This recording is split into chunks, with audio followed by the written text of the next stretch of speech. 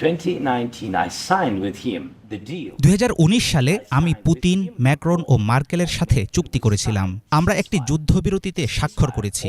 সবাই আমাকে বলেছিল সে কখনো যুদ্ধের দিকে যাবে না। তার সাথে গ্যাস বিনিময়ে চুক্তি করেছি, কিন্তু এরপর সে যুদ্ধবিরতি ভঙ্গ করে, আমাদের জনগণকে হত্যা করে। আমরা বন্দি বিনিময়ের চুক্তিও স্বাক্ষর করেছি, কিন্তু পুতিন সেটা মানেননি। জেরি, আপনি কি ধরনের কূটনীতির কথা বলছেন? কি বোঝাতে চাইছেন আপনি? আপনার দেশের ধ্বংসের অবসান ঘটাবে আমি এমন ধরনের কূটনীতির কথা বলছি। জনাব প্রেসিডেন্ট, শ্রদ্ধার সাথে বলছি, আমি মনে করি আমেরিকান মিডিয়ার সামনে এই বিষয়ে অভিযোগ করার জন্য ওভাল অফিসে আসা আপনার জন্য অসম্মানজনক। সংঘাতের অবসান ঘটানোর জন্য আপনাদের উচিত মার্কিন প্রেসিডেন্টকে ধন্যবাদ জানানো। আপনি কি ইউক্রেনে গিয়েছিলেন? জানেন আমাদের কি ধরনের সমস্যা আছে? আমি আসলে সেখানকার খবরাখবর দেখেছি। মিস্টার প্রেসিডেন্ট, আমি জানি নিজের লোকদের নিয়ে আপনি একটি সাজানো প্রোপাগান্ডা সফরে এসেছেন। আপনার সেনাবাহিনীতে জনবল বাড়াতে আপনার সমস্যা হয়েছে, এটা কি আপনি অস্বীকার করবেন? মার্কিন যুক্তরাষ্ট্রের ওভাল অফিসে এসে আপনার দেশকে যারা ধ্বংসের হাত থেকে বাঁচাতে চাইছে এমন প্রশাসনকে আক্রমণ করার বিষয়টি কি আপনি সম্মানজনক কিছু মনে করেন? অনেক প্রশ্ন আছে। যুদ্ধের সময় সবারই সমস্যা থাকে, এমনকি আপনাদেরও। কিন্তু আপনাদের সুন্দর সমুদ্র আছে, সেটার সুবিধা আপনি হয়তো এখন অনুভব করতে পারবেন না, তবে ভবিষ্যতে আপনি সেটা বুঝবেন।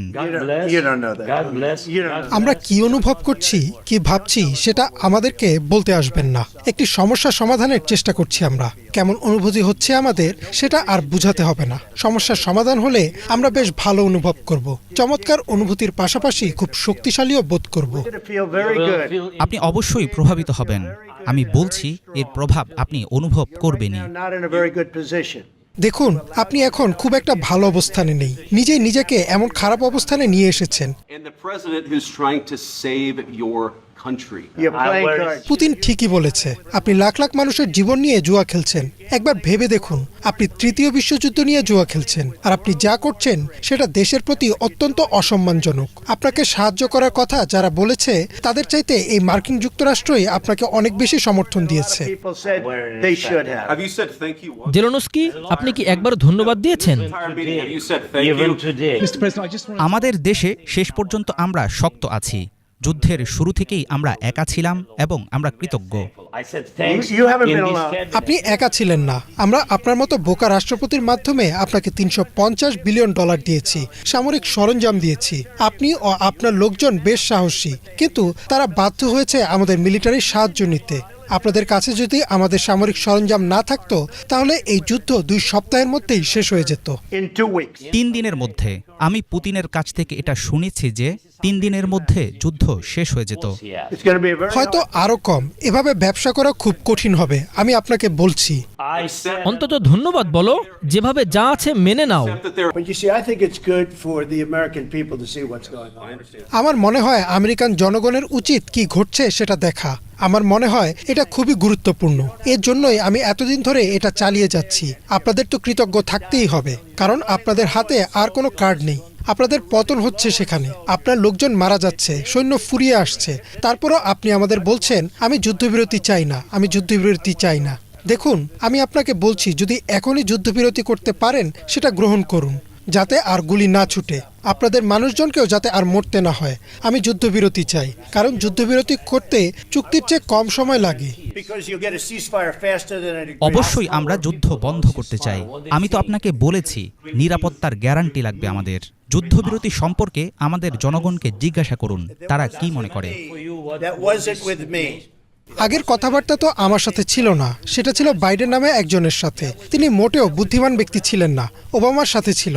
ওবামা আপনাকে চাদর দিয়েছিল আর আমি দিয়েছিলাম জ্যাভলিনসনের মতো অস্ত্র। শত্রুর ট্যাঙ্ক ধ্বংসের জন্য জ্যাভলিনসন দিয়েছিলাম, ওবামা দিয়েছিল চাদর। এখানে আসল কথা হলো ওবামা দিয়েছিল চাদর আর ট্রাম্প দিয়েছে জ্যাভলিনসন। আপনাকে বলতে চাই, আপনাদের আরও কৃতজ্ঞ হতে হবে, কারণ কোনো কার্ড তো আপনাদের হাতে নেই। আমাদের সাথে থাকলে আপনাদের কার্ড আছে, কিন্তু আমাদের ছাড়া আপনাদের কিছুই নেই। তিনি জানতে চাইছেন যদি রাশিয়া যুদ্ধবিরতি ভঙ্গ করে, যদি এখনই আপনার মাথায় বোমা পড়ে, যদি তারা এটা ভেঙে ফেলে, তাহলে কি হবে আমি জানি না। বাইডেনকে সম্মান করেনি বলে তারা বাইডেনের সাথে সম্পর্ক ভেঙেছে। তারা ওবামাকেও সম্মান করেনি, তারা আমাকে সম্মান করে। পুতিন আমার সাথে অনেক কঠিন পরিস্থিতির মধ্য দিয়ে গেছেন। তিনি একটি নকল উইচ হান্টের মধ্য দিয়ে গেছেন, যেখানে পুতিনকে তারা ব্যবহার করেছে এর সাথে রাশিয়াকেও। আপনি কি কখনো সেই চুক্তির কথা শুনেছেন? সেটা ছিল একটি ভুয়া চুক্তি, পুরোটাই ছিল ডেমোক্র্যাটদের একটা কেলেঙ্কারি। আমি শুধু এতটুকুই বলতে পারি, পুতিন হয়তো ওবামা ও বুশের সাথে চুক্তি ভেঙেছেন, তিনি হয়তো বাইডেনের সাথেও চুক্তি ভেঙেছেন। আমি জানি না কি হয়েছে, কিন্তু তিনি তো আমার সাথে চুক্তি ভাঙেননি। পুতিন একটি চুক্তি করতে চান, আমি জানি না আপনি চুক্তি করতে পারবেন কিনা। মার্কিন যুক্তরাষ্ট্র ছাড়া আপনি একজন দুর্ধর্ষ লোক হতে পারবেন বলে আমি মনে করি না। আপনার জনগণ সাহসী, কিন্তু হয় আপনি একটা চুক্তি করবেন, নয়তো আমরা বেরিয়ে যাব। আর আমরা যদি বেরিয়ে যাই তাহলে এই লড়াই আপনাকে একাই লড়তে হবে। And if we're out, you'll fight it out.